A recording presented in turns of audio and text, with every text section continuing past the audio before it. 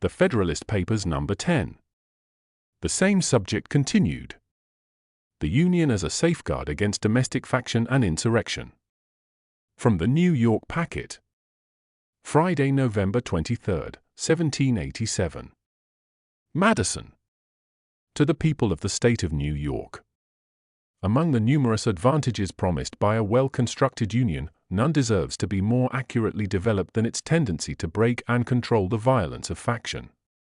The friend of popular governments never finds himself so much alarmed for their character and fate as when he contemplates their propensity to this dangerous vice. He will not fail, therefore, to set a due value on any plan which, without violating the principles to which he is attached, provides a proper cure for it.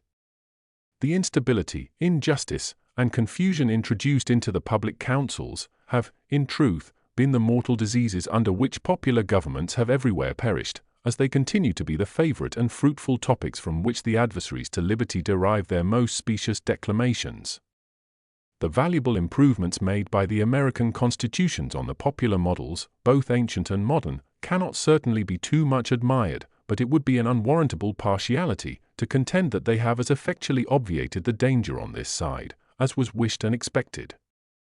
Complaints are everywhere heard from our most considerate and virtuous citizens, equally the friends of public and private faith and of public and personal liberty, that our governments are too unstable, that the public good is disregarded in the conflicts of rival parties, and that measures are too often decided, not according to the rules of justice and the rights of the minor party, but by the superior force of an interested and overbearing majority. However anxiously we may wish that these complaints had no foundation, the evidence of known facts will not permit us to deny that they are in some degree true. It will be found, indeed, on a candid review of our situation, that some of the distresses under which we labor have been erroneously charged on the operation of our government, but it will be found, at the same time, that other causes will not alone account for many of our heaviest misfortunes, and, particularly, for that prevailing and increasing distrust of public engagements and alarm for private rights, which are echoed from one end of the continent to the other. These must be chiefly, if not wholly, effects of the unsteadiness and injustice with which a factious spirit has tainted our public administrations. By a faction, I understand a number of citizens, whether amounting to a majority or a minority of the whole, who are united and actuated by some common impulse of passion or of interest, adverse to the rights of other citizens, or to the permanent and aggregate interests of the community. There are two methods of curing the mischiefs of faction, the one by removing its causes, the other by controlling its effects. There are again two methods of removing the causes of faction, the one by destroying the liberty which is essential to its existence, the other by giving to every citizen the same opinions, the same passions, and the same interests. It could never be more truly said than of the first remedy, that it was worse than the disease. Liberty is to faction what air is to fire, an aliment without which it instantly expires. But it could not be less folly to abolish liberty, which is essential to political life, because it nourishes faction, than it would be to wish the annihilation of air, which is essential to animal life, because it imparts to fire its destructive agency. The second expedient is as impracticable as the first would be unwise.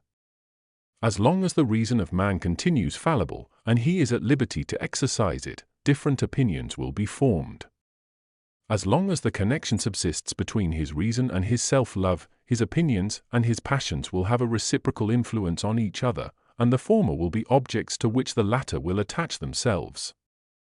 The diversity in the faculties of men, from which the rights of property originate, is not less an insuperable obstacle to a uniformity of interests. The protection of these faculties is the first object of government.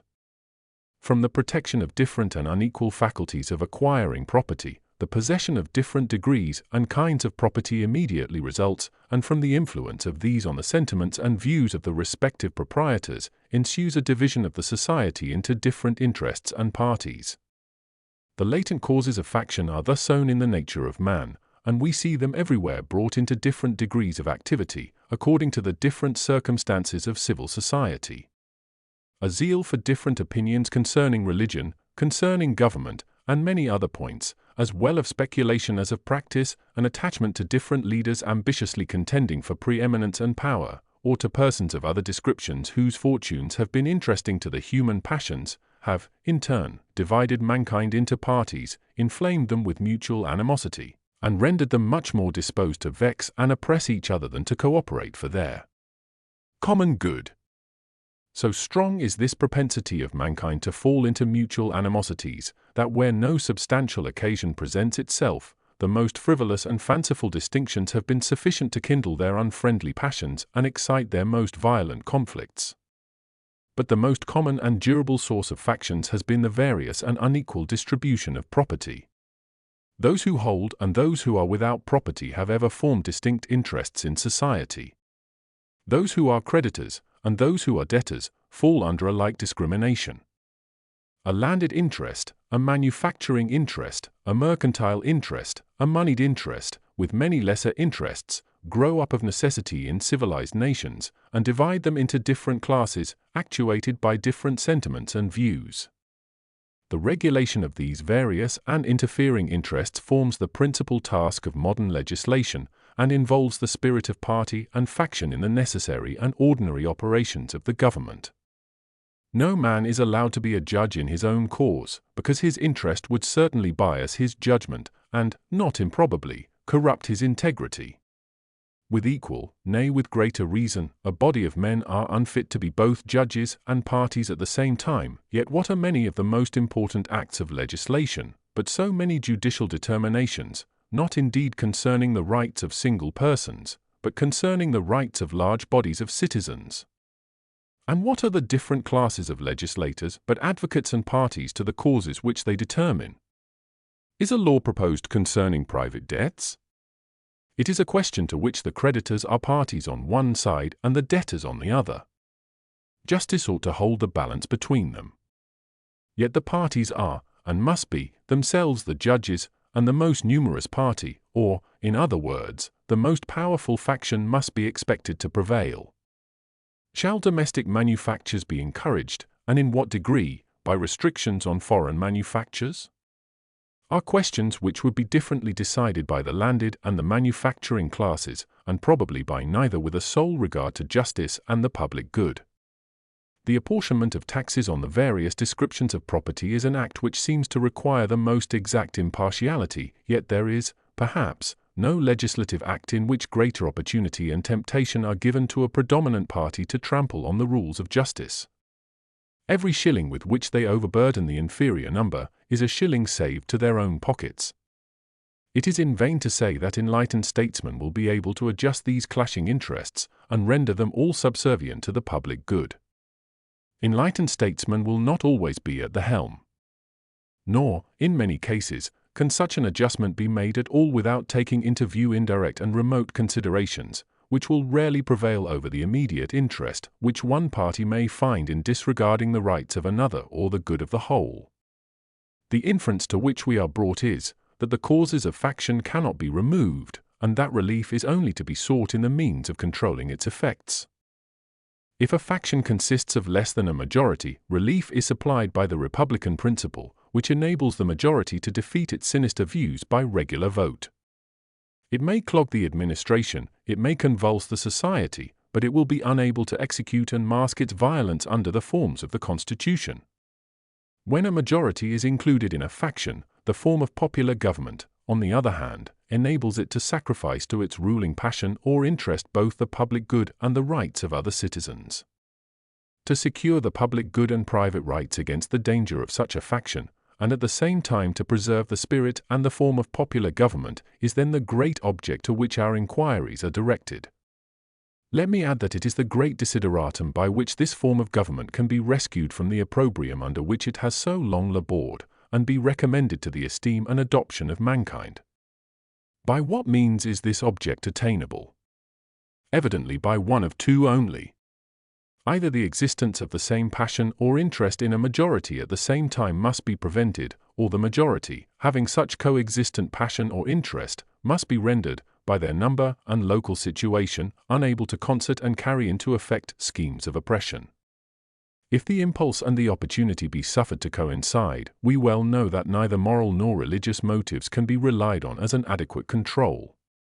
they are not found to be such on the injustice and violence of individuals, and lose their efficacy in proportion to the number combined together, that is, in proportion as their efficacy becomes needful. From this view of the subject it may be concluded that a pure democracy, by which I mean a society consisting of a small number of citizens, who assemble and administer the government in person, can admit of no cure for the mischiefs of faction. A common passion or interest will, in almost every case, be felt by a majority of the whole. A communication and concert result from the form of government itself, and there is nothing to check the inducements to sacrifice the weaker party or an obnoxious individual. Hence it is that such democracies have ever been spectacles of turbulence and contention, have ever been found incompatible with personal security or the rights of property, and have in general been as short in their lives as they have been violent in their deaths. Theoretic politicians, who have patronized this species of government, have erroneously supposed that by reducing mankind to a perfect equality in their political rights, they would, at the same time, be perfectly equalized and assimilated in their possessions, their opinions, and their passions. A republic, by which I mean a government in which the scheme of representation takes place, opens a different prospect, and promises the cure for which we are seeking. Let us examine the points in which it varies from pure democracy, and we shall comprehend both the nature of the cure and the efficacy which it must derive from the union. The two great points of difference between a democracy and a republic are, first, the delegation of the government, in the latter, to a small number of citizens elected by the rest; secondly, the greater number of citizens, and greater sphere of country, over which the latter may be extended. The effect of the first difference is, on the one hand, to refine and enlarge the public views, by passing them through the medium of a chosen body of citizens, whose wisdom may best discern the true interest of their country, and whose patriotism and love of justice will be least likely to sacrifice it to temporary or partial considerations. Under such a regulation, it may well happen that the public voice, pronounced by the representatives of the people, will be more consonant to the public good than if pronounced by the people themselves, convened for the purpose. On the other hand, the effect may be inverted.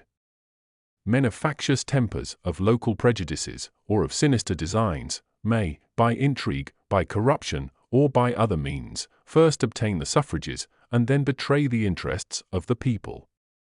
The question resulting is, whether small or extensive republics are more favorable to the election of proper guardians of the public weal, and it is clearly decided in favor of the latter by two obvious considerations. In the first place, it is to be remarked that, however small the republic may be, the representatives must be raised to a certain number, in order to guard against the cabals of a few, and that, however large it may be, they must be limited to a certain number, in order to guard against the confusion of a multitude. Hence, the number of representatives in the two cases not being in proportion to that of the two constituents, and being proportionally greater in the small republic, it follows that, if the proportion of fit characters be not less in the large than in the small republic, the former will present a greater option, and consequently a greater probability of a fit choice. In the next place, as each representative will be chosen by a greater number of citizens in the large than in the small republic, it will be more difficult for unworthy candidates to practice with success the vicious arts by which elections are too often carried, and the suffrages of the people being more free, will be more likely to centre in men who possess the most attractive merit and the most diffusive and established characters. It must be confessed that in this, as in most other cases, there is a mean, on both sides of which inconveniences will be found to lie. By enlarging too much the number of electors, you render the representatives too little acquainted with all their local circumstances and lesser interests, as by reducing it too much, you render him unduly attached to these, and too little fit to comprehend and pursue great and national objects. The federal constitution forms a happy combination in this respect, the great and aggregate interests being referred to the national, the local and particular to the state legislatures. The other point of difference is the greater number of citizens and extent of territory which may be brought within the compass of republican than of democratic government, and it is this circumstance principally which renders factious combinations less to be dreaded in the former than in the latter. The smaller the society, the fewer probably will be the distinct parties and interests composing it; the fewer the distinct parties and interests, the more frequently will a majority be found of the same party, and the smaller the number of individuals composing a majority, and the smaller the compass within which they are placed, the more easily will they concert and execute their plans of oppression. Extend the sphere, and you take in a greater variety of parties and interests. You make it less probable that a majority of the whole will have a common motive to invade the rights of other citizens, or if such a common motive exists, it will be more difficult for all who feel it to discover their own strength and to act in unison with each other. Besides other impediments, it may be remarked that, where there is a consciousness of unjust or dishonorable purposes, communication is always checked by distrust in proportion to the number whose concurrence is necessary. Hence, it clearly appears that the same advantage which a republic has over a democracy, in controlling the effects of faction, is enjoyed by a large over a small republic is enjoyed by the Union over the states composing it.